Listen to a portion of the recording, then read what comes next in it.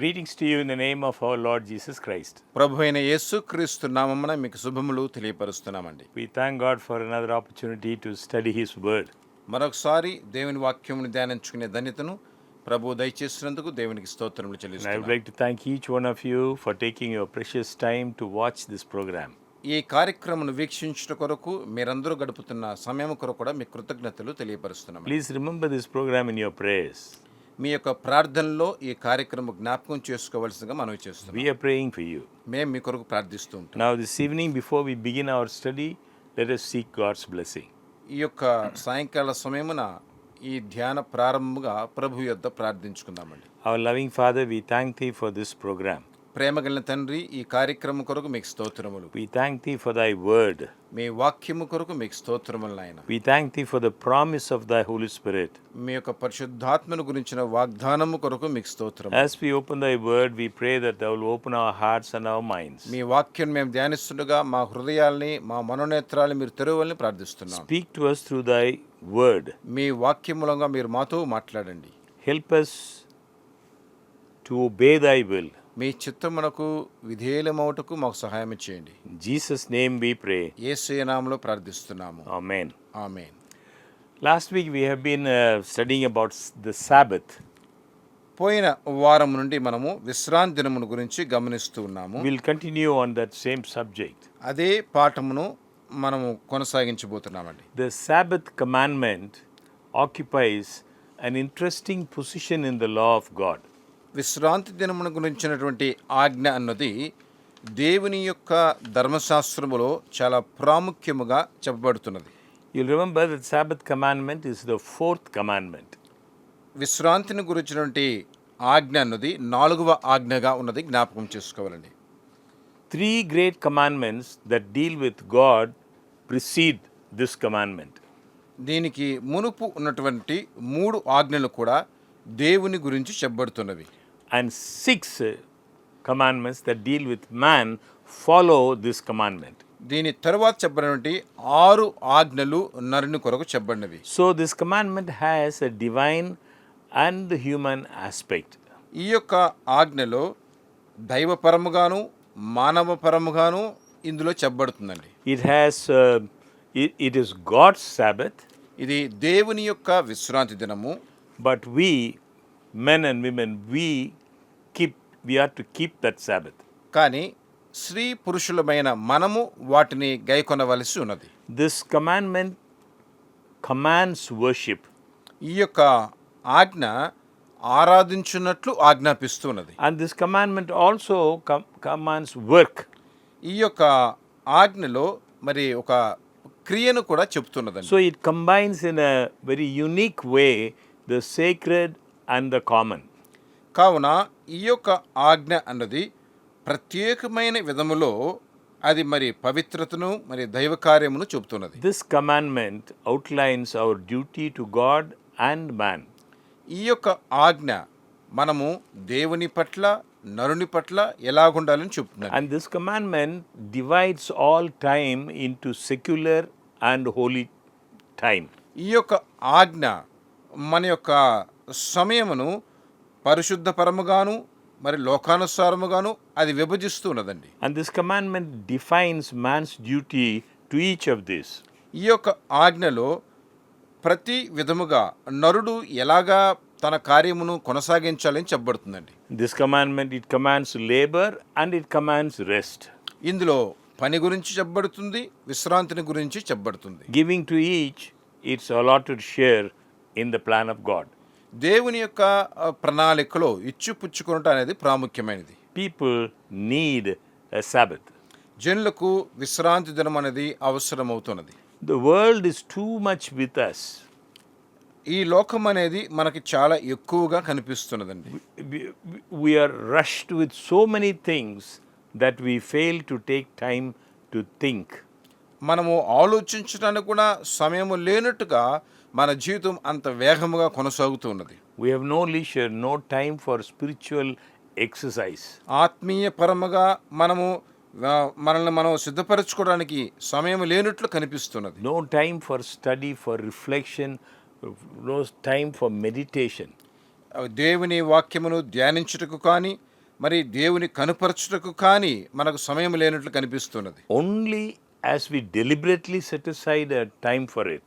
మనము మరి తీవ్రముగా దాని కొరకు సమయమును కేటాయించితేనే సరే అండి. And this God wants us to do. ఈ విధంగానే మనం ఉండాలని దేవుడు ఆశిస్తున్నాడు. Set aside time. మనము సమయమును కేటాయించవలెను. And He wants us to choose the time that He has chosen. దేవుడు మరి నిర్ణయించినట్లుగా మనము కూడా ఈ సమయమును ఎన్నుకొనాలని దేవుడు ఆశిస్తున్నాడు. And He wants us to remember the Sabbath day to keep it holy. ఈ యొక్క విశ్రాంతి దినమును మనం పరిశుద్ధముగా ఆచరించాలని దేవుడు ఆశిస్తున్నాడండి. It would be quite impossible for a little girl to keep her dress clean if she began to play in the mud and got her hands soiled. ఒక మరి చిన్న అమ్మాయి మట్టిలో ఆడుతున్నదనుకోండి, మరి చేతులకి మట్టి కాకుండా తన వస్త్రానికి మట్టి కాకుండా చూచుకోవటం అనేది అసాధ్యమైన కార్యం.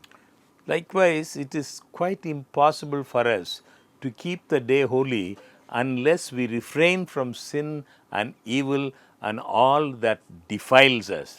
అదే విధంగానే మనలను పాడు చేసేటువంటి కీడైన కార్యములు వాటి దగ్గర నుంచి మనం దూరం కాకపోతే మనల్ని మనం శుభ్రంగా ఉంచుకోలేమండి. For that little girl, the only hope of keeping her dress clean would be to stay away, to remain clean.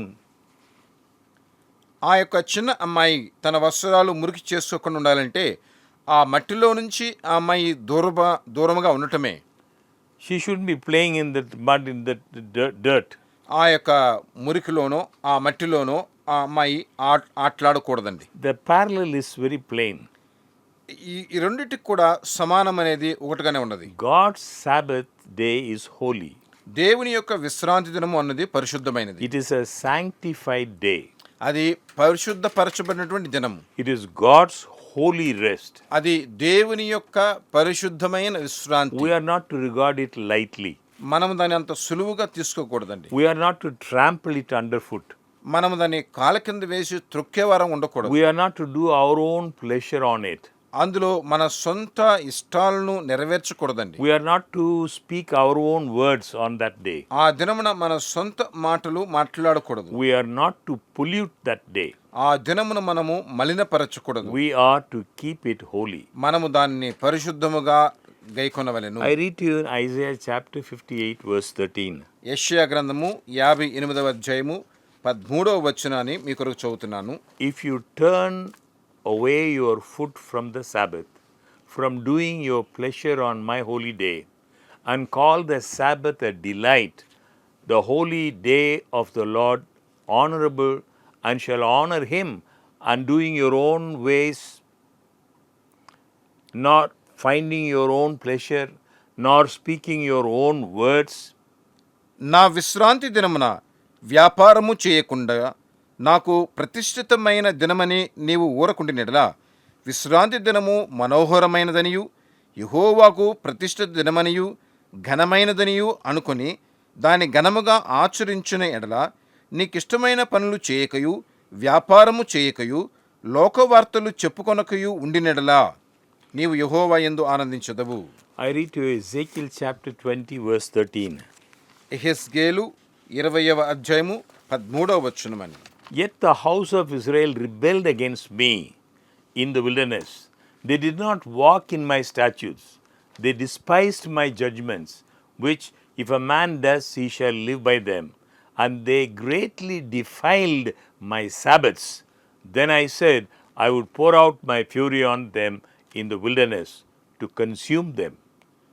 అయితే అరణ్యమందు ఇశ్రాయేలీయులు నా మీద తిరుగుబాటు చేసి నా కట్టడలను అనుసరింపక తాము అనుసరించి బ్రతుకవలనని నేనిచ్చిన విధులను తృణీకరించి నేను నియమించిన విశ్రాంతి దినములను అపవిత్రపరచగా అరణ్యమందు నా రౌద్రాగ్ని వారి మీద కుమ్మరించి వారిని నిర్మూలము చేయుదుననుకుంటుని.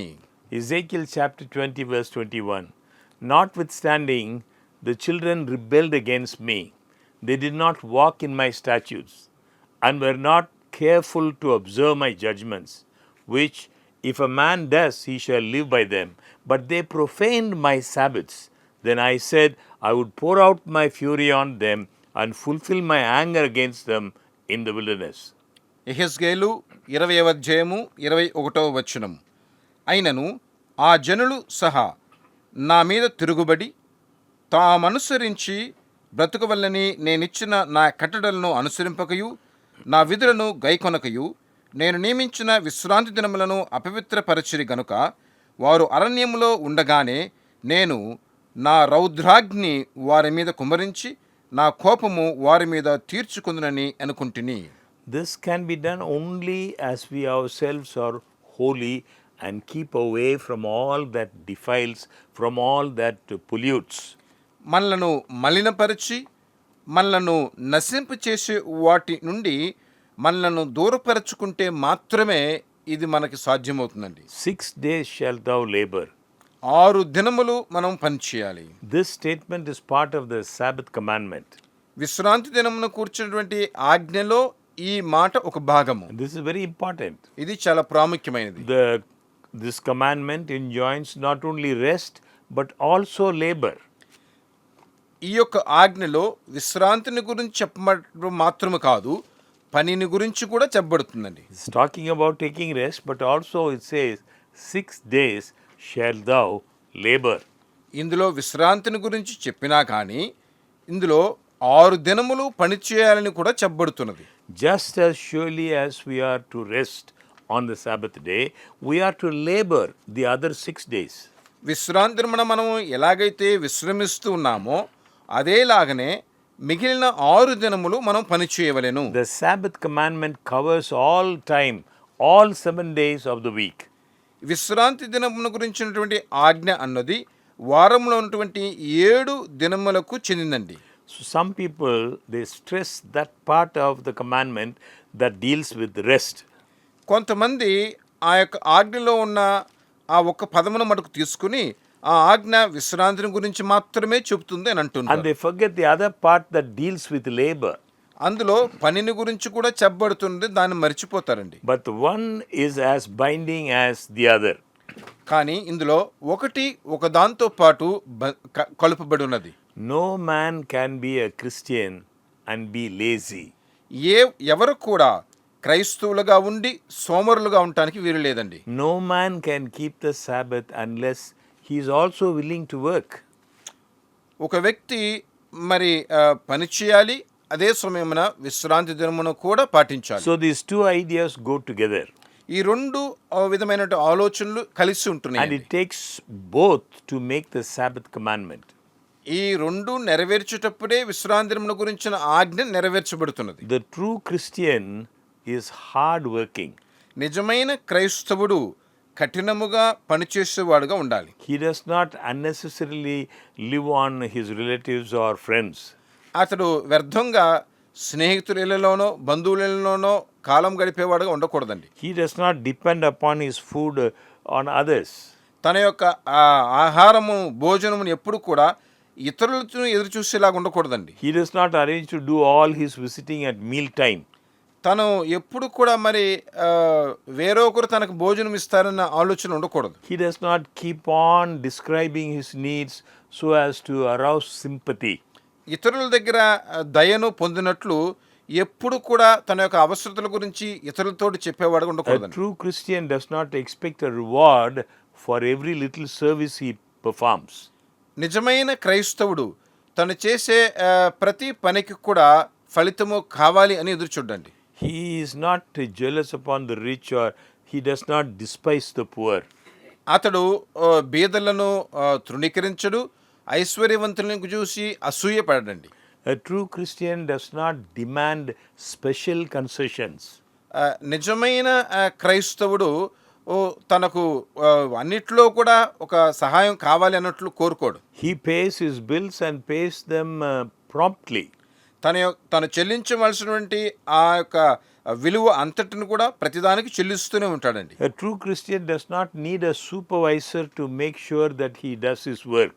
ఒక నిజమైన క్రైస్తవుడు తన పని చేసి ముగించాడు అన్నటకు తన మీద ఒక అధికారం ఉంచుకోవాల్సిన అవసరం లేదు. He does not work hard when his superior observes him and slow down immediately after he is left alone. ఒక క్రైస్తవుడు తన మీద ఉన్న అధికారులు తనను చూసినంత వరకు బాగా పనిచేస్తూ ఉండి ఆ అధికారి ప్రక్కకి వెళ్ళిన వెంటనే పని చేయటం మానేసేవాడుగా ఉండడండి. He does more work than he is paid for. తను పొందే ఆ జీతము కంటే ఎక్కువగా పనిచేసేవాడుగా ఉంటాడు. He is not an expert at making excuses. అతడు ఎప్పుడు కూడా సాకులు చెప్పేవాడుగా ఉండడండి. He is always willing. అతడు ఎప్పుడు కూడా ఇష్టపూర్వకముగా పనిచేసేవాడుగా ఉంటాడు. When a task is done, he asks for another. ఒక పని చేసి ముగించిన పిమ్మట మరొక పని కోసం కోరుకుంటుంటాడు. He can see work to be done and he does it, or he offers his services. పని చేసి ముగించుతాడు, పిమ్మట మరలా తను ఏమైనా పని చేయాలని సిద్ధంగా ఉంటాడు. He can be found where help is needed. ఎవరికి ఎక్కడ సహాయం కావాలో అనే ఆలోచనతో ఉంటాడండి. A true Christian gives liberally of his time. He is cheerful about that. నిజమైన క్రైస్తవుడు తన సమయమును ధారాళముగా ఇతరులకు ఖర్చు పెడతాడు, అందులో సంతోషిస్తూ ఉంటాడు. He knows his business, తన పని ఏంటో తనకు తెలుసండి. but he is willing to learn. కానీ అదే సమయాన నేర్చుకుంటూ కూడా ఉంటాడు. He is as careful of his work as he is of his religion. తన విశ్వాసములో ఎంత జాగ్రత్తగా ఉంటున్నాడో అలాగనే తన పనిలో కూడా అంత జాగ్రత్తగా ఉంటాడు. He is true to his work and he is true to his religion. అతడు తన పనికి యథార్థవంతుడుగా ఉంటాడు, తన విశ్వాసమునకు So యథార్థవంతుడుగా the ఉంటాడు. true Christian is such a man. నిజమైన క్రైస్తవుడు అలాగుంటాడండి. He is in demand everywhere. అతడు ప్రతి చోట కూడా మరి అందరూ ఎదురు చూసే ఒక వ్యక్తిగా ఉంటాడు. If he loses one position, he gets another. అతడు మరి ఒక చోట ఒక స్థానాన్ని కోల్పోతే మరొక చోట వెంటనే పొందుకుంటాడు. If he loses that, he makes a place for himself. ఒక చోట కానీ ఒకటి పొరపాటున కోల్పోయినా వెంటనే మరొక చోట దాన్ని He పొందుకుంటుంటాడు. is resourceful. He is energetic. అతడు శక్తివంతుడుగా ఉంటాడు, తెలివిగలిగిన వాడుగా ఉంటాడు. God is proud of him. వాని గురించి దేవుడు మెచ్చుకుంటున్నాడండి. People are proud of him. జనులు మెచ్చుకుంటున్నారు. So, the Sabbath commandment is not only taking rest, it is also working 6 days on 6 days. కావున విశ్రాంతి దినముల గురించినటువంటి ఆజ్ఞ అన్నది ఒట్టిగా విశ్రాంతి కాదు కానీ 6 దినములు పని చేయటం గురించి కూడా చెప్పబడుతున్నదండి. Then we may not work on the Sabbath. పిమ్మట ఈ విశ్రాంతి దినమున మనము పని చేయకపోవచ్చు. That day we are to rest. ఆ దినమున మనము విశ్రాంతి పొందవలెను. But we are to plan our work in such a way that we will get it done in 6 days. మనము 6 దినముల్లో మన పని అంతటిని చేసి ముగించేలాగా మనం ముందే దాన్ని ఆలోచించి ఉంచాలండి. And this God demands. ఈ విధంగానే మనం ఉండాలని దేవుడు కోరుకుంటున్నాడు. And this is added. ఇక్కడ మరి ఇంకా విషయం చెప్పబడుతుంది. He says, do all thy work. ఏం చెప్పబడుతుందంటే మరి వారి పని అంతటిని వారు చేయాలి. We are to do all our work. మనము మన పని అంతటిని చేయాలి. If it takes all 6 days to do it, అది 6 దినముల్లో మొత్తం పని చేయాలి. we are to work 6 days. మనం 6 దినములు పని చేయాలి. But if we can do our work, కానీ మనము మన పనిని చేసి with God's help, if we plan, we can complete our work in those 6 days. దేవుని సహాయముతో ఆ పని చేసేలాగా ఆలోచిస్తే 6 దినములు మనం ఆ పని చేసి ముగించొచ్చండి. Needs planning. దాని గురించి మనం ఆలోచించాలి. It needs God's help. దేవుని యొక్క సహాయమును పొందుకోవాలి. Some people do not like the sound of the word labor. కొంతమందికి ఈ ప్రయాస అనే దాని గురించిన మాట ఇష్టం ఉండదండి. They don't like work. వారు పని చేయటం అంటే వారికి ఇష్టం లేదు. They don't like worse, they don't like the labor. వారికి ఈ శ్రమ పడటము అంటే ఆ పదం వారికి ఇష్టం ఉండదండి. To them, it suggests toil, it suggests pain. వారికి ఇది ఏదో బాధకరంగా ఏదో విచారంగా ఉంటుందండి. Labor may be hard. శ్రమ అనేది కొద్దిగా కష్టంగానే ఉంటుంది. Labor may be wearisome. శ్రమ అని అంటే అది చెమట కార్చేలాగానే ఉంటుంది. Labor may be monotonous. శ్రమ అనేది ఏదో అంత సులువైనది కాదు. But it is God given. కానీ దేవుడు దాన్ని ఇచ్చాడు. It is for our good. అది మన మంచి కొరకే ఇవ్వబడింది. In a sinful world, we can thank God for labor. ఈ పాపముతో నిండినటువంటి లోకములో ఈ యొక్క పని కొరకు దేవునికి మనం స్తోత్రములు చెల్లించాలండి. In certain respects, labor is our blessing. ఇంకా చెప్పాలంటే మనము శ్రమపడటము అనేది మనకు ఆశీర్వాదకరమైనది. Only he who has labored can appreciate rest. ఎవరైతే శ్రమ పడుతారో పని చేస్తుంటారో వారు ఈ విశ్రాంతిని మెచ్చుకుంటారు. So a great deal is said in the Bible about work. కావున ఈ పనిని గురించి పరిశుద్ధ గ్రంథము మంచిగా చెబుతూ ఉన్నదండి. We all need to have impressed, fixed in our minds that we have work to do. మనము చేయవలసిన పని మనకు ఉన్నది అనేది మనం అందరము కూడా మన తలంపుల్లో కలిగి ఉండాలి. The Apostle Paul did a wonderful work. అపోస్తలుడైన పౌలు అద్భుతమైన పని చేశాడు. While he did this work, he worked at his daily task. ఆయన ఈ పని చేస్తూ వచ్చినప్పుడు ఆయన ప్రతిరోజు చేసేవాడండి. He neglected neither. ఆయన దేన్ని కూడా నిర్లక్ష్యపరచలేదు. His main work was to preach the word. ఆయన యొక్క ముఖ్యమైన పని ఏంటి? దేవుని వాక్యమును ప్రసంగించడం. He didn't want to be a burden to anybody. ఆయన ఎవరికి కూడా శ్రమకరంగా ఉండాలనుకోలేదు. So for his daily living, he did some work. కావున తన యొక్క అనుదిన అవసరతల కొరకు ఆయన ప్రతిరోజు పనిచేశాడు. Even in our lives, మన జీవితాల్లో కూడా our main task is to represent God. మన యొక్క ముఖ్యమైన గురి ఏంటంటే దేవుని కనుపరచవలెను అన్నదే. To be his priests. ఆయన యొక్క యాజకులుగా ఉండవలెను అన్నదే. If you read in the book of Exodus, you will find God's original plan, purpose was that all his people should be a kingdom of priests. నిర్గమకాండములో మనము గమనించినట్లయితే దేవుని యొక్క బిడ్డలు అందరూ కూడా రాజరీకమైనటువంటి యాజకులుగా ఉండాలి అన్నదే. You will find this in Exodus chapter 19. దీన్ని నిర్గమకాండం 19వ అధ్యాయంలో మనం గమనించొచ్చండి. This was the call to his people. తన జనుల కొరకు దేవుడిచ్చే పిలుపు ఇదే. You will be a kingdom of priests. మీరు దేవునికి రాజరికమైన యాజకులుగా ఉంటారు. Meaning every individual would be a priest.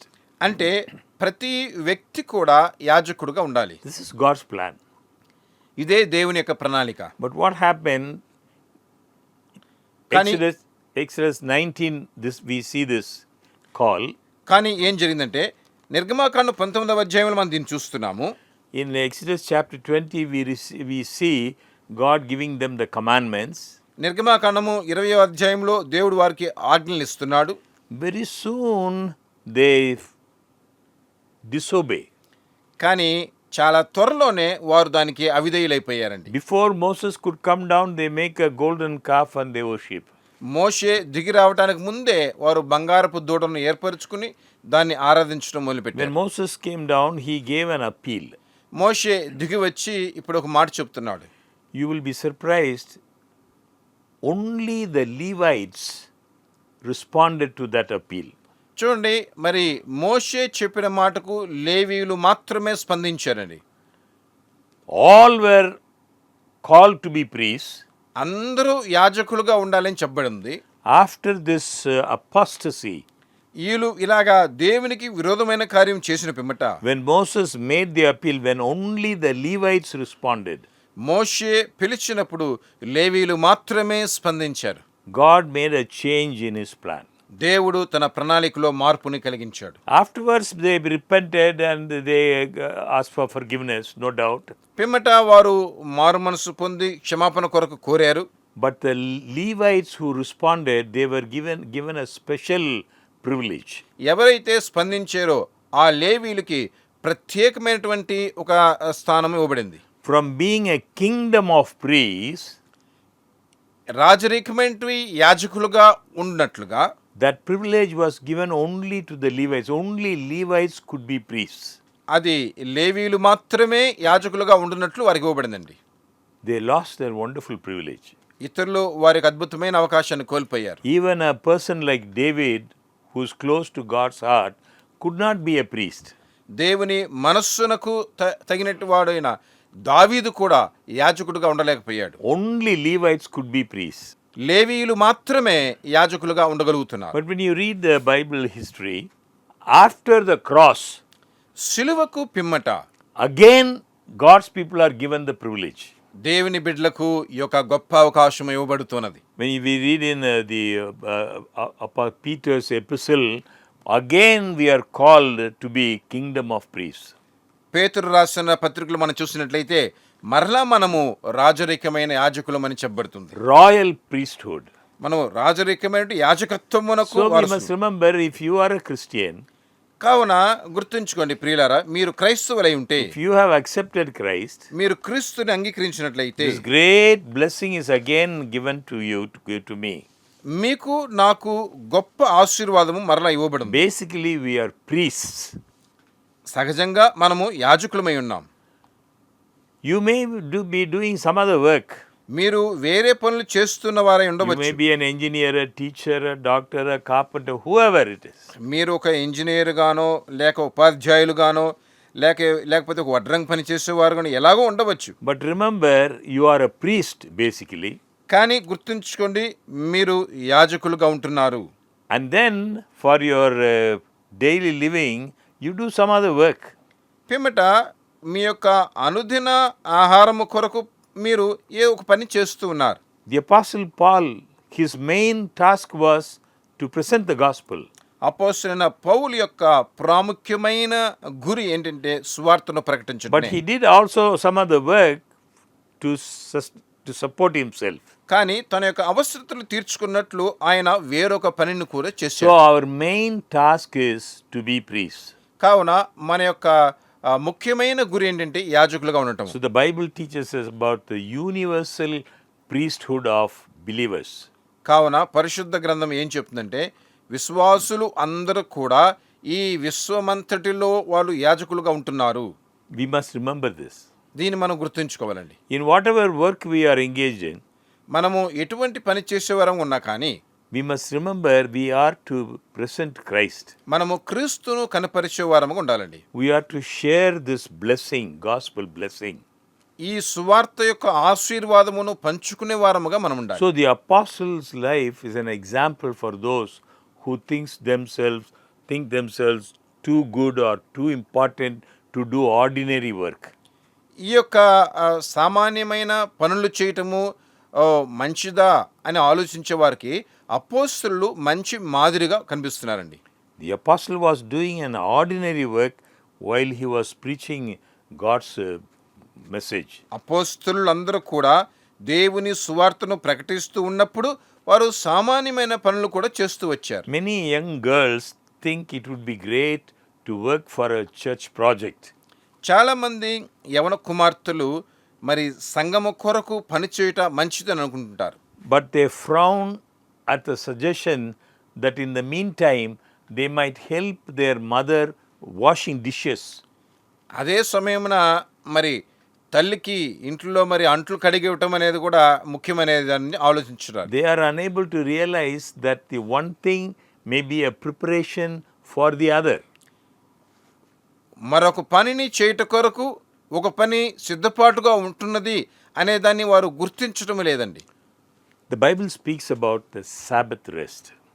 పరిశుద్ధ గ్రంథము విశ్రాంతి దినము యొక్క విశ్రాంతిని గురించి చెబుతున్నది. 6 days shall thou labor and do all thy works. మీరు 6 దినములు పని చేయాలి, పని అంతటిని ముగించుకోవాలి.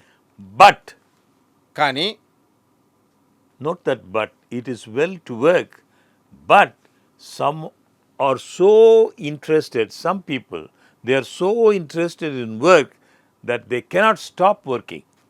కానీ ఇక్కడ ఏంటంటే కొంతమంది బాగా పని చేస్తుంటారు కానీ వారి పనిని ఆపలేకపోతున్నారు.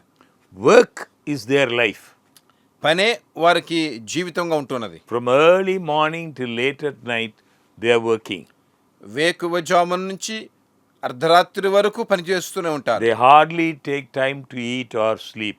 వారు నిద్రపోవటానికి మరి భోజనం చేయడానికి కూడా కొద్దిగా సమయమే గడుపుతుంటారు. With them, it is work, and only work.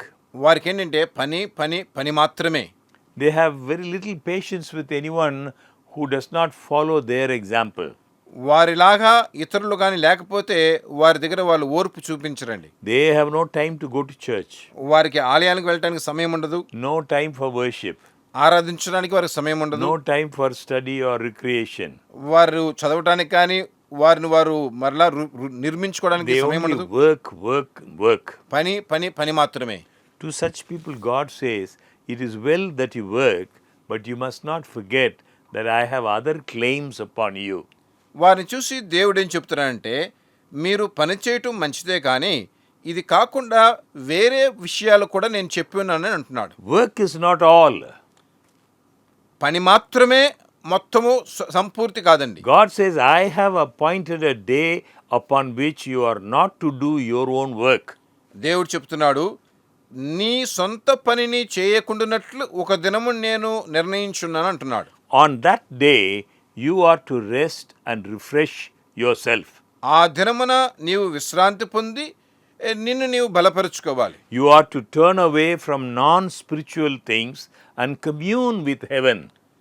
ఆ దినమున మరి ఆత్మానుసారమైన కార్యములు కాని వాటిలో నుంచి నిన్ను నీవు త్రిప్పుకుని దేవునితో నిన్ను ఐక్యపరచుకోవాలి. You are to remember the Sabbath day to keep it holy. ఈ యొక్క విశ్రాంతి దినమును పరిశుద్ధముగా ఆచరించుటకు నీవు జ్ఞాపకం It ఉంచుకొనవలెను. is my day and I want you to share my rest, God says.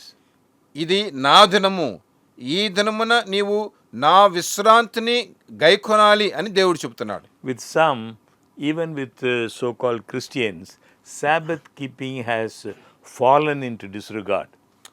కొంతమంది క్రైస్తవులకి వాళ్ళు ఏమంటారంటే విశ్రాంతి దినమును గైకొనుట అనేది అంత ముఖ్యమైనది కాదు అంటున్నారు. Sabbath keeping is in their minds associated with the old Jewish Sabbath.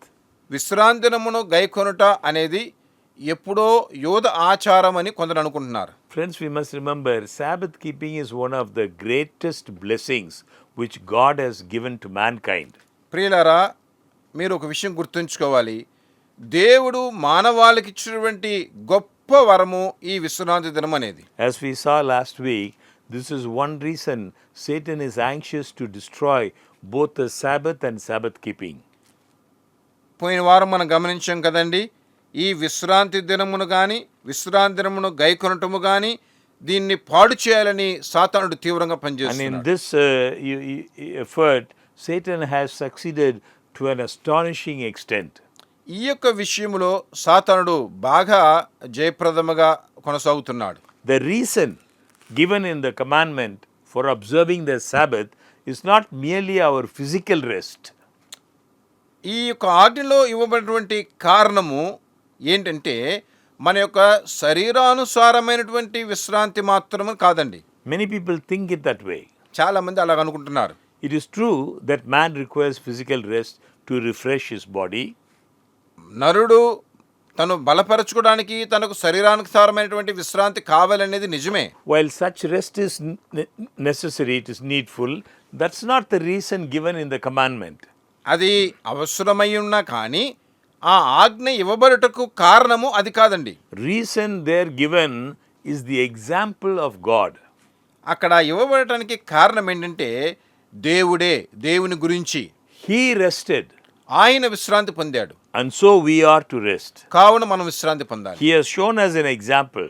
ఆయన మనకు మాదిరిని చూపించాడు. Note the wording. ఆ పదాలు గమనించాలండి. 6 days shall thou labor and do all thy work. 6 దినములు నీవు కష్టపడి పని చేయవలెను. But the 7th day is the Sabbath of the Lord thy God. కానీ నీ దేవుడైన యెహోవాకు ఈ 7వ దినము విశ్రాంతి దినము. For in 6 days the Lord made heaven and earth 6 దినములు దేవుడు భూమి ఆకాశములను సృజించాడు. and rested on the 7th day. 7వ దినమున ఆయన విశ్రమించాడు.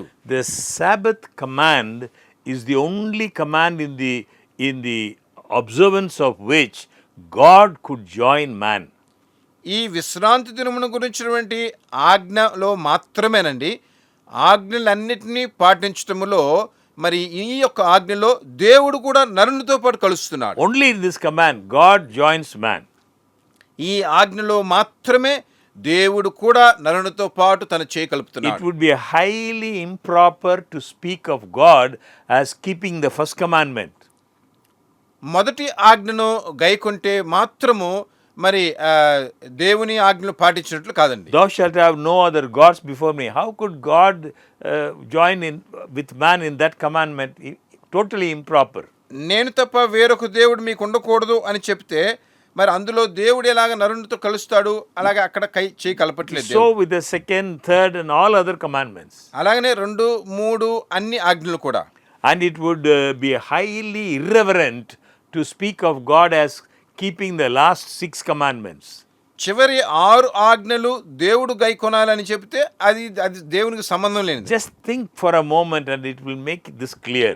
ఈ యొక్క విషయాన్ని గురించి కొద్దిగా జాగ్రత్తగా ఆలోచించండి. Stealing, lying, adultery, all these have no place with reference to God. దొంగలించడం కానీ వ్యభిచరించడం కానీ ఇవన్నీ కూడా దేవునికి సంబంధించినవి కానే కాదు. But there is one commandment in the observance of which God could join man. It is the Sabbath commandment. కానీ ఒకే ఒక ఆజ్ఞను పాటించడంలో మాత్రమే దేవుడు నరునితో పాటు కలిసి ఉంటున్నాడు. అదేంటంటే విశ్రాంతి దినమును గురించిన ఆజ్ఞ. Sabbath is the meeting place of God and man. విశ్రాంతి దినము అన్నది దేవుడు నరుడు ఒకరిని ఒకరు దర్శించుకునే స్థలం అండి. Sabbath is the golden chain that united heaven and earth before Adam's fall. ఆదాము పతనమవటానికి మునుపు ఈ విశ్రాంతి దినమునే పరలోకమును భూమిని బంధించే బంగారపు గొలుసులా ఉంటున్నది. And it will again serve that purpose in the earth made new. ఈ యొక్క భూమి నూతన పరచబడిన పిమ్మట మరలా అది అలాగే ఉంటుందండి. When God humbled himself to come to this earth and meet with Adam and Eve, he instituted the Sabbath. దేవుడు తను తాను తగ్గించుకుని మరి ఆదాము హవ్వల్ని చూడటానికి వచ్చినప్పుడు ఆయన అక్కడ ఈ యొక్క విశ్రాంతి దినమును గురించి చెప్పాడు. He blessed and sanctified it and gave it as a gift to man.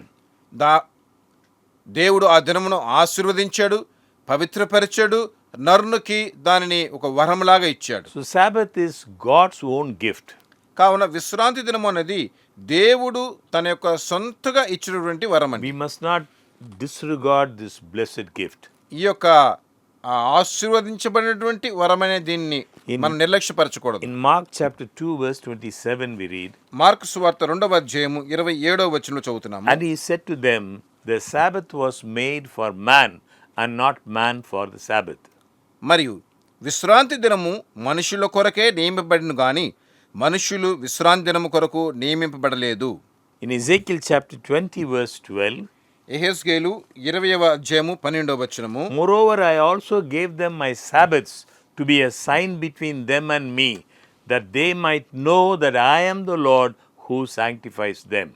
మరియు యెహోవానగు నేనే వారిని పవిత్రపరచువాడనని వారు తెలుసుకున్నట్లు నాకును వారికిని మధ్య విశ్రాంతి దినములను వారికి సూచనగా నేను నియమించుతిని. So on that basis, he invites us to join him in his regard for the Sabbath. కావున దీనిని బట్టే ఈ విశ్రాంతి దినమున ఆయన మనతో పాటు కలుస్తున్నాడు. And God promises a special blessing. దేవుడు మనకు విశేషమైన ఆశీర్వాదములను I వాగ్దానపరుస్తున్నాడు. read to Isaiah chapter 56 verses 4 and 5. యెషయా గ్రంథము 56వ అధ్యాయము 4వ వచనము 5వ వచనం చదువుకున్నాం. For thus says the Lord to the eunuchs who keep my Sabbaths and choose what pleases me and hold fast my covenant, even to them I will give in my house and within my walls a place and a name, better than that of sons and daughters. I will give them an everlasting name that shall not be cut off. నేను నియమించిన విశ్రాంతి దినములను ఆచరించుచు నాకిష్టమైన వాటిని కోరుకొనుచు నా నిబంధన ఆధారము చేసుకొనుచున్న షండులను గూర్చి యెహోవా ఇలాగు సెలవిచ్చున్నాడు. నా ఇంటను నా ప్రాకారములలోను ఒక భాగమును వారికిచ్చెదను. కొడుకులు కూతుళ్ళు అని అనిపించుకుంట కంటే శ్రేష్టమైన పేరు వారికి పెట్టుచున్నాను. కొట్టివేయబడని నిత్యమైన పేరు వారికి పెట్టుచున్నాను. No promise could be of greater significance. చూడండి, ఏ ఒక్క ఆజ్ఞ కూడా మరి అంత విశేషమైన స్థానంలో లేదు. It indicates strongly that true Sabbath keeping is a sign of holiness of life. ఇక్కడ ఏం కనపరుస్తుందంటే విశ్రాంతి దినమును గురించినటువంటి ఆజ్ఞలో మరి పరిశుద్ధత ఉన్నదని చెప్పబడుతుంది. It is a sign of sanctification. అది పవిత్రపరచబడట కొరకైనటువంటి ఒక ఆనవాలు. It is a sign of communion with God. దేవునితో మనము సహవాసము కలిగి ఉంటాము అంట కొరకైన ఆనవాలు. The Lord considers it a sign of union with Him. దేవునితో పాటు మనము కలిసి ఉన్నాము అనే దాన్ని ఇక్కడ దేవుడు తెలియపరుస్తున్నాడు. Also, the Bible tells us about the observance of the Sabbath. పిమ్మట పరిశుద్ధ గ్రంథంలో విశ్రాంతి దినమును పాటించటం గురించి కూడా చెప్పబడుతుంది. In regard to the outward observance of the Sabbath, what does the Lord require? విశ్రాంతి దినమును మనము పాటించుటలో దేవుడు దేనిని కోరుకుంటూ ఉన్నాడు? First, it says, in it thou shalt not do any work. మొదట ఏం చెప్తున్నాడు? ఆ దినం మీరు ఏ పని చేయకూడదు.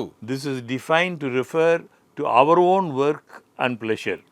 ఇది దేని గురించి చెప్తుందంటే మన ఇష్టానుసారమైనటువంటి పనుల గురించి చెప్తుంది. Isaiah 58 verses 13 and 14, if you turn away your foot from the Sabbath, from doing your pleasure on my holy day, and call the Sabbath a delight, the holy day of the Lord honorable, and shall honor him, not doing your own ways, nor finding your own pleasure, not speaking your own words, then you shall delight yourself in the Lord, and I will cause you to ride on the high hills of the earth, and feed you with the heritage of Jacob your father.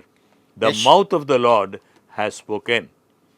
యెషయా గ్రంథము 58వ అధ్యాయము 13వ వచనము 14వ వచనం చదివినట్లయితే, నా విశ్రాంతి దినమున వ్యాపారము చేయకుండా నాకు ప్రతిష్ఠితమైన దినమని నీవు ఊరకుండినెడలా, విశ్రాంతి దినము మనోహరమైనదనియు యెహోవాకు ప్రతిష్ఠిత దినమనియు ఘనమైనదనియు అనుకొని దాని ఘనముగా ఆచరించిన ఎడల నీకిష్టమైన పనులు చేయకయు వ్యాపారము చేయకయు లోకవార్తలు చెప్పుకొనకయు ఉండినెడల నీవు యెహోవా యందు ఆనందించదవు. దేశము యొక్క ఉన్నత స్థలముల మీద నేను నిన్ను ఎక్కించదను. నీ తండ్రి అయిన యాకోబు స్వాస్థ్యమును నీ అనుభవములో ఉంచెదను. యెహోవా సెలవిచ్చిన వాక్కు ఇదే.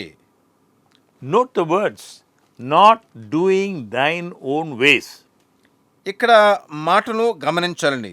మీకిష్టమైన పనులు చేయక, nor finding thine own pleasures, మీకు మరి ప్రియమైన కార్యములు చేయకుండా, nor speaking thine own words. మీ యొక్క సొంత మాటలు మాట్లాడకుండా. This then forbids selfish observance of the day. ఆ దినమును మీ స్వార్థపరంగా మీరు పాటించకూడదు అనేది ఇక్కడ చెప్పబడుతుంది. It forbids using it as a day to please ourselves. ఆ దినమున మనల్ని మనము ప్రియపరుచుకునేలాగా ఉండకూడదని చెప్పబడుతుందండి. This is the negative side of the commandment. ఈ యొక్క ఆజ్ఞను ప్రతికూలమైన విధంలో గమనించే విధం ఇది. For the positive observance of the Sabbath day, విశ్రాంతి దినమును మనము అనుకూలమైన విధంలో గమనించాలంటే we must go to the example of our Lord Jesus Christ. ప్రభువైన యేసుక్రీస్తుని గురించినటువంటి ఉదాహరణ గమనించాలండి. When he was here on this earth, ఆయన భూమి మీద ఉన్నప్పుడు, because Christ is Lord also of the Sabbath. ఎందుకంటే క్రీస్తు విశ్రాంతి దినమునకు ప్రభువై ఉన్నాడు. In John chapter 1 verse 3 we read, all things were made by him, and without him was not anything made that was made. యోహాను సువార్త 1:3 ఏం చూస్తున్నాము? కలిగి ఉన్నదేదియు ఆయన లేకుండా కలుగలేదు. It is he who made the Sabbath.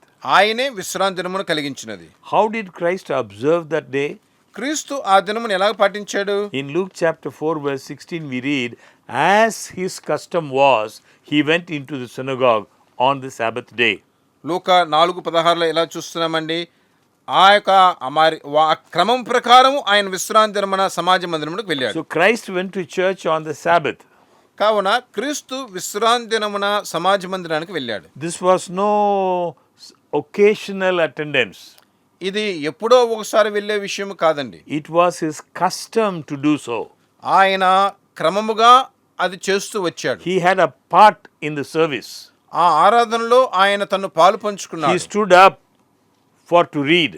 ఆయన లేఖనములను చదువునట్లు లేచి నిలబడ్డాడు. It was the custom in those days to invite those who were capable of reading or speaking to lead out in the service. ఆ ఆరాధనలో చదవగలిగిన వారు, నడిపించగలిగిన వారు లేచి నిలబడి నడిపించినట్లు చదువునట్లు ఆహ్వానించడం అనేది ఆ దినములో ఉన్న క్రమం అండి. Christ did not draw back when he was so invited. ఆయన్ను ఆహ్వానించినప్పుడు క్రీస్తు తన్ను వెనకంజికి వేసుకోలేదు. He stood up to read. ఆయన చదవటానికి లేచి నిలబడ్డాడు. But Christ did more than go to church on Sabbath. కానీ విశ్రాంతి దినమున ఆలయమునకు వెళ్ళటము కంటే ఎక్కువైన కార్యమే క్రీస్తు చేశాడండి. He went about doing good.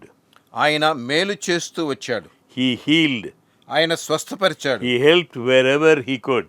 ఆయన ఎక్కడికి వెళ్ళినా అక్కడ సహాయం చేశాడు. Often, upon coming out of the synagogue, he would accept an invitation to go to a home. ఎప్పుడైతే ఆయన సమాజ మందిరం నుంచి బయటకు వస్తున్నాడో అప్పుడల్లా మరొక గృహానికి ఆహ్వానించబడ్డాడు. We see in Luke chapter 4, లూకాసు వార్త 4వ అధ్యాయంలో on చూస్తున్నాం. that occasion he arose out of the synagogue and entered into Simon's house. ఆయన సమాజ మందిరంలో నుంచి బయటకు వచ్చిన వెంటనే సీమోన్ యొక్క ఇంటికి వెళ్ళినట్టు చూస్తున్నాం.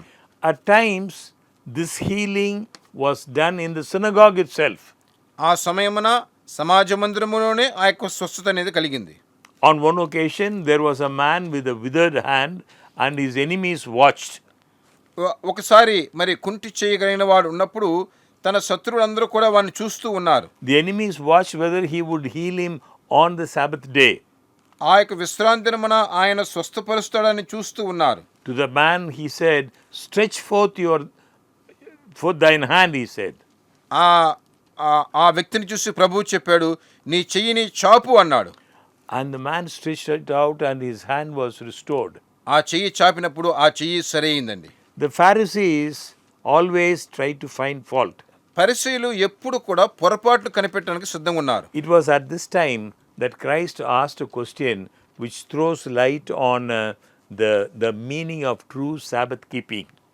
నిజముగా విశ్రాంతి దినమును గైకొంటుంటే ఏంటి అనేది ఇప్పుడు క్రీస్తు వారికి ప్రకాశంగా కనుపరిచినట్టు చెప్తున్నాడు. What is true Sabbath keeping?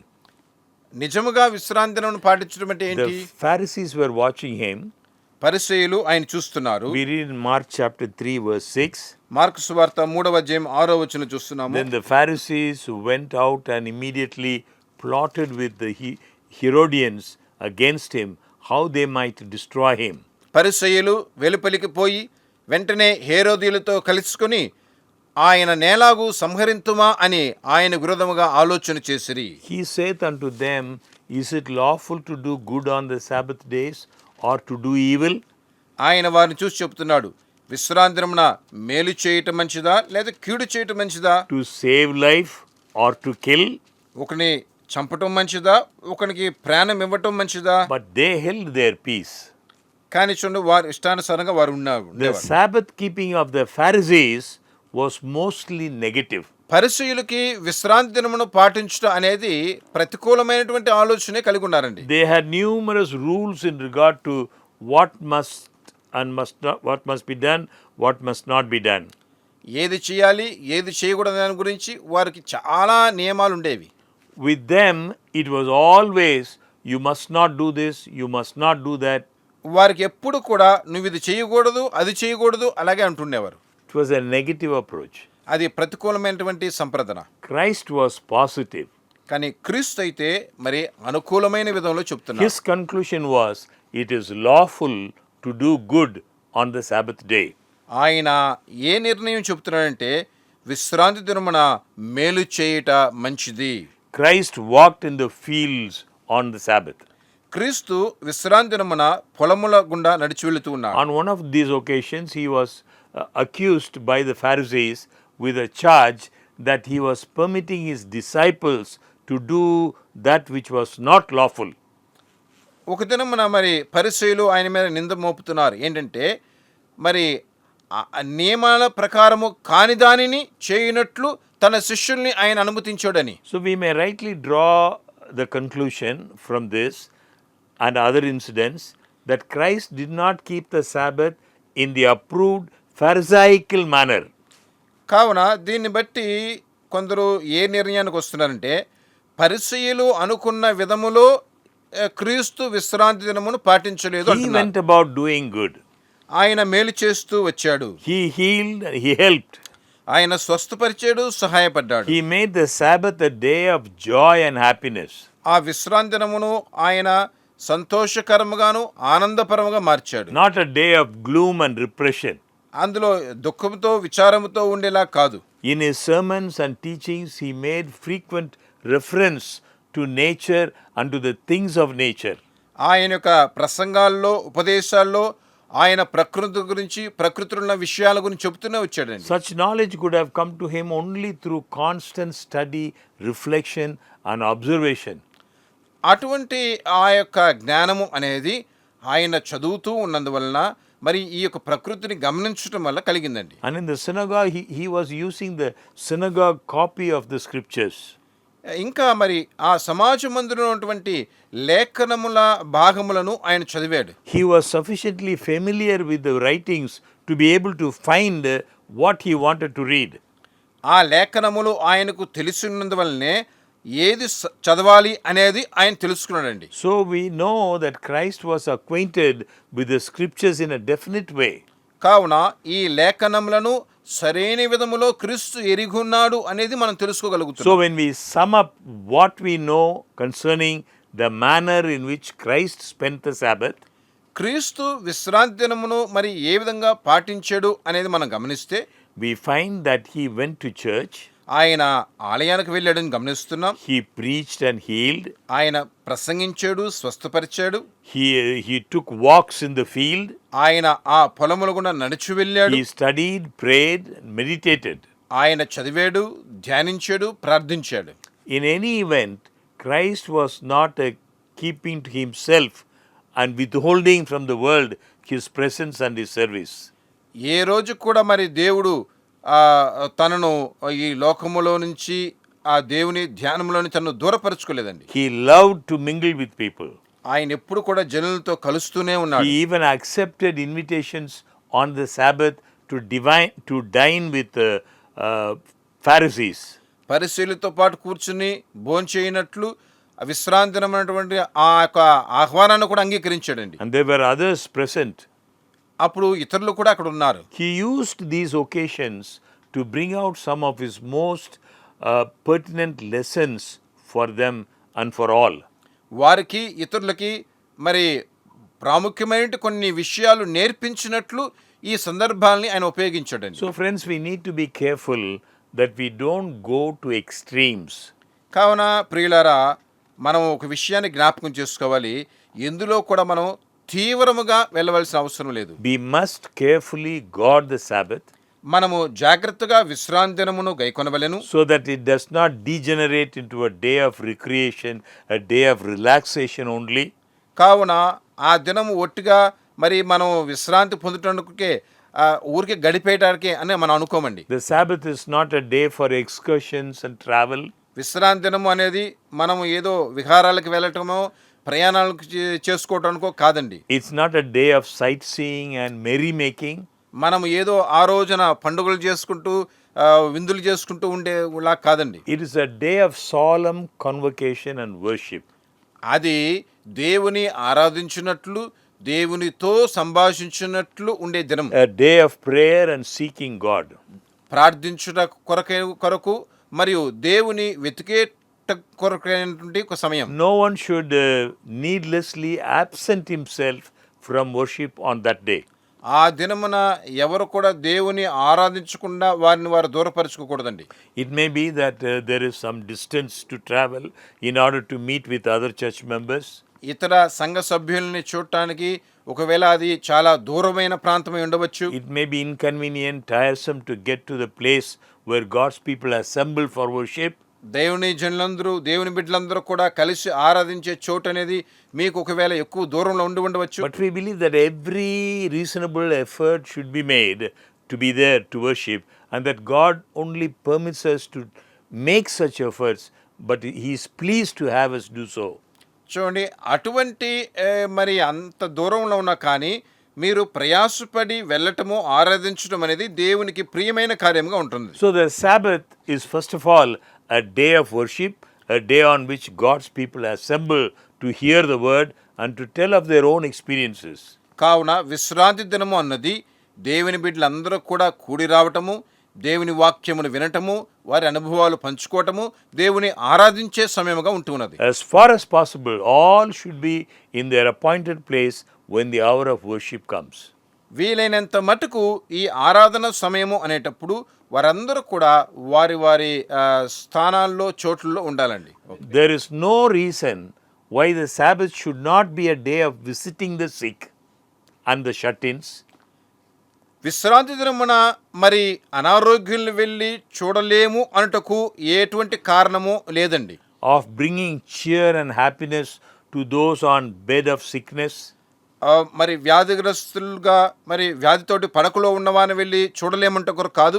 of visiting homes for crippled children, for the aged, మరి వృద్ధులను కానీ మరి నడవలేని పిల్లలను కానీ వెళ్ళి చూడలేమంట కొరకు కాదండి. for the unprivileged, unfortunate. అనుకూలత లేని వారు, ఆదరణ లేని వారిని మనం వెళ్ళి చూడవచ్చు. Sabbath can be used for sending messages and flowers to the lonely. విశ్రాంతి దినమున మరి ఒంటరితనముగా ఉన్నవారికి మన వర్తమానం పంపించడము కానీ వారికి శుభవిచ్చిన విషయాలు తెలియపరచడం కానీ చేయొచ్చండి. And in general, of doing that which Christ himself would delight to do if he were here.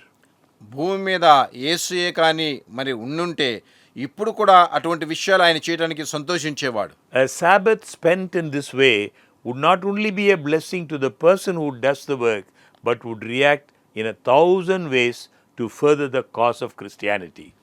చూడండి, విశ్రాంతి దినము అనేది మరి ఇతరులకి ఆశీర్వాదకరంగా ఉండటం మాత్రమే కాదు, ఈ క్రైస్తవత్వములో దేవుని ఇంకా గణపరచడానికి ఎన్నో విధములుగా వారు క్రియ చేయొచ్చు. So to follow Christ's way of Sabbath keeping would make the Sabbath a day of blessing and delight to a large number of people who might not have the gospel preached to them in any other way. క్రీస్తు విశ్రాంతి దినమును పాటించినట్లు మీరు కూడా పాటించినట్లయితే మరి క్రీస్తుని ఎరుగని వారికి, సువార్త ప్రకటించబడిన వారికి కూడా మీరు ఎన్నో విధములుగా మేలుకరంగా ఉండొచ్చండి. Sabbath, rightly observed and used, it should be a mighty means for the proclamation of the true gospel in a way which all can understand. విశ్రాంతి దినము అనేది మరి సువార్తను మహత్యమైన విధములో ప్రసంగిస్తూ అందరూ అర్థం చేసుకునేలాగా వారికి ఒక అవకాశాన్ని కలిగించటం. May the Lord give us the grace to observe this Sabbath. ఈ యొక్క విశ్రాంతిను పాటించుటకు ప్రభువు మనకు కృపను అనుగ్రహించునుగాక. We must pray and ask God to give us that grace అటువంటి కృపను దేవుడు మనకు దయచేసినట్లు మనం ప్రార్థించి అడగాలి. to make right decisions. సరైన నిర్ణయాలు తీసుకునేటట్లు దేవుని అడగాలి. May we all enjoy the blessings of the Sabbath. ఈ విశ్రాంతిని గురించిన ఆశీర్వాదం మనం అందరూ అనుభవించాలండి. Shall we pray? ప్రార్థించుకుందాం. Our loving Father, we thank Thee for Thy word. ప్రేమగల తండ్రి, మీ వాక్యము కొరకు మీకు స్తోత్రములు. We thank Thee for this one of the greatest gifts of Sabbath. విశ్రాంతి దినము గురించిన ఈ యొక్క గొప్ప వరము కొరకు మీకు స్తోత్రములు. We thank Thee for Thy presence on that day in a very special way. నాయనా, మీరు మాకు ఆ దినమును విశేషమైన దినముగా ఇచ్చినందుకు మీకు స్తోత్రములు. Help us to understand the blessings. మీ యొక్క ఆశీర్వాదములను అర్థము చేసుకుంటూ మాకు సహాయం చేయండి. Help us to share these blessings with our fellow believers. మాతో ఉన్నటువంటి మా సహ విశ్వాసులతోటి ఈ యొక్క ఆశీర్వాదములను పంచుకుంటూ మాకు సహాయం చేయండి. Keep us faithful to the very end. అంతము వరకు మేము విశ్వాసములు నిలిచుంటూ మాకు సహాయం In చేయండి. Jesus' name we pray. యేసు నామములో ప్రార్థిస్తున్నాము. Amen. Amen. Thank you, dear friends. Please remember every Monday evening, 7:30 to 8:30. ప్రియులారా, మీకందరికీ కృతజ్ఞతలు తెలియపరుస్తున్నాము. ప్రతి సోమవారము సాయంకాలము 7:30 గంటల నుంచి 8:30 గంటల వరకు జ్ఞాపకం చేసుకోవలసిందిగా మనవి చేస్తున్నాము. Remember this program in your prayers. మీ ప్రార్థనలో ఈ కార్యక్రమంలో జ్ఞాపకం చేసుకోవలసిందిగా మనవి We are చేస్తున్నాము. praying for you. మేము మీ కొరకు ప్రార్థిస్తుంటాం. Thank you and God bless you. దేవునికి స్తోత్రములు. ప్రభు మిమ్మల్ని దీవించును గాక.